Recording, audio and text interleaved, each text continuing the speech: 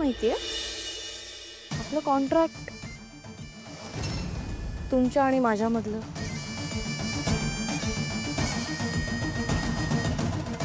यात असं लिहिलंय की सारंगच्या जवळ जायचं नाही, बाळाला जन्म द्यायचा नाही, या घरात पाळणा हलता कामा नये आणि बऱ्याच अशा टर्म्स अँड कंडिशन्स लिहिल्यात. हे हॅलो, हे सगळं आत्ता माझ्या समोर मांडून काय सिद्ध करायचंय तुला? आणि मुळात ह्या सगळ्याचं काय करणार आहेस तू? तुमचा आवाज जरा वाढतोय, व्हॉल्यूम कमी करा.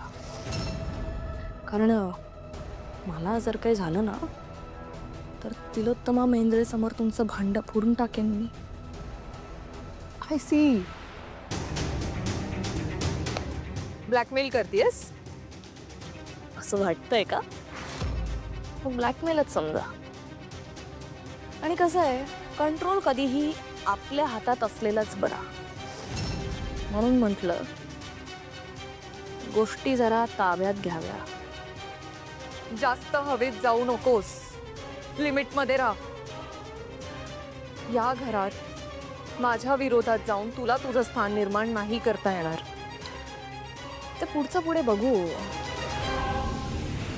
काय आहे, माणूस कधीही प्रॉब्लेम मध्ये आला ना तर त्याचं सोल्युशन तो स्वतः शोधून काढतो.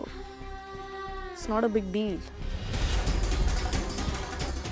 मला एवढंच म्हणायचं होतं की माझ्याशी नीट वागायचं, तरच मी तुमच्याशी नीट वागायचा विचार करेन. नाहीतर मेहेंदळे कुटुंबासमोर तुमचं सत्य आणणं माझ्यासाठी फारसं कठीण नाही. एखाद्या मुलीबद्दल एवढं सगळं माहीत असून शांत बसणारी मेहेंदळे कुटुंबाच्या घरची सून कशी असू शकते? बरोबर ना ऐश्वर्या मेहेंदळे?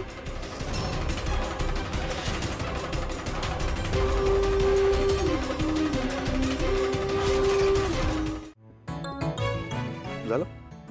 चाललीस? झालं ना काम? काम करण्यासाठी या खोली देतेस तू. काम झालं, आता कशाला थांबशील? जाशील तू आता. हे मेंदळे तुला किती पगार देतात? मेंदळे पगार किती देतात? काय बोलताय तुम्ही? माझं काही चुकलं का? मग गुन्हा केलायस तू. सकाळी सकाळी कॉफी आणून दिलीस. चेहऱ्यावर एक स्माइल पाहिजे ना.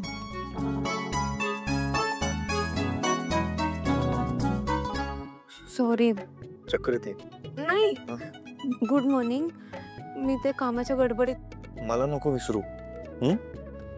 अप्पू बरं आहे? हो, घरी आणलं आता त्याला. तुला काहीतरी बोलायचंय माझ्याशी. तुम्हाला कसं कळलं? बोल ना. मग काय बोलायचं ते माहिती नाही मला. हा, रामनवमी येते. माहेरी जायचंय? नाही, तिकडे नाही जायचंय, पण दादाना घरी कार्यक्रम करतो सेवा म्हणून. पण आम्ही आता दोघं पण इकडे जाऊ तर त्याच्या हातून सेवा नाही होणार. म्हणून मी असा विचार करत होते की तो कार्यक्रम इथे करायचा. इथे करायचा ना? हेच विचारायचं होतं ना? मग कर ना. कशाला घाबरतेस? हा, दरवर्षी आपण पण कार्यक्रम करतोच. यावेळेला सगदेव दादाला तसं पाहिजे तसं करूयात. मी बोलतो सगळ्यांची, काळजी नको करू. झालं? आता स्माइल करशील? Good morning. थँक्यू.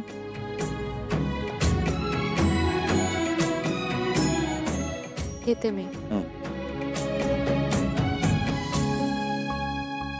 वरून ऐकत होतीस का मी काय बोलतोय ते?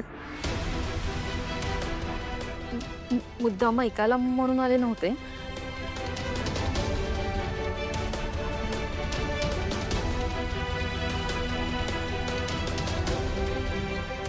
मुद्दाम काय?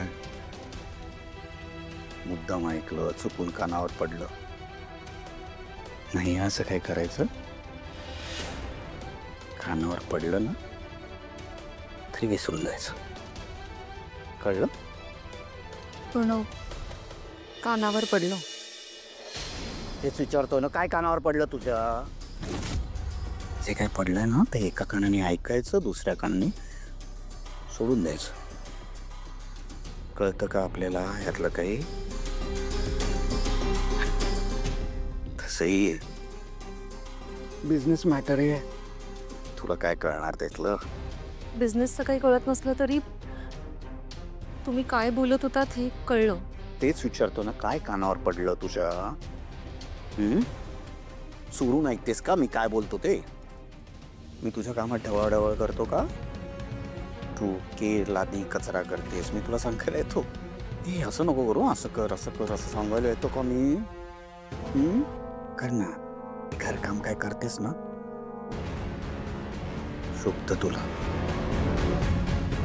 माझ्याकडे लक्ष देऊ नकोस, कळलं का? मी काही चुकीचं तर करत नाही आहात ना?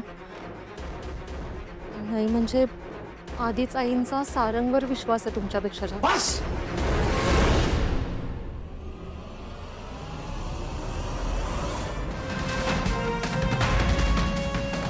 तुझ्या कामांकडे लक्ष दे, माझ्याकडे लक्ष द्यायला जाऊही नकोस. मी काय करतो कसं करतो बघायचं पण नाही. आलं ध्यानात? बाजूला बाजूला हो.